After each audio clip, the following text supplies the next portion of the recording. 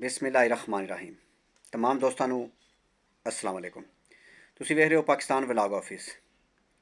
ਮੇਰੇ ਭਾਈ ਤੁਹਾਡਾ ਤਾਉਨ ਕਰਨ ਦਾ ਬਹੁਤ ਬਹੁਤ ਸ਼ੁਕਰੀਆ।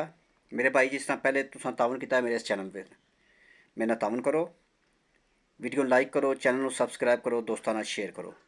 ਮਜ਼ੀਦ ਮੇਰੇ ਭਾਈ ਤੁਸੀਂ ਇਸ ਤਰ੍ਹਾਂ ਦੀ ਅੱਛੀ ਵੀਡੀਓ ਵੇਖਣਾ ਚਾਹੁੰਦੇ ਹੋ ਤੇ ਬੈਲ ਆਈਕਾਨ 'ਤੇ ਜ਼ਰੂਰ ਕਲਿੱਕ ਕਰੋ। ਮੇਰੇ ਭਾਈ ਅਸੀਂ ਪਾਕਿਸਤਾਨ ਦੇ हिस्ट्री व्लाग बना रहे हैं, दरबार व्लाग बना रहे हैं। इस तो अलावा कोई ना कोई तारीखी जगह है तो असी कोशिश करने कि असी व्लाग बनाइए। मेरे भाई थोड़े शहर च, पिंड च, गाँव च कोई इस तरह तारीखी जगह है जिसकी तुसी वीडियो बनाना चाहते हो, तुसी साडे नाल रबता करो।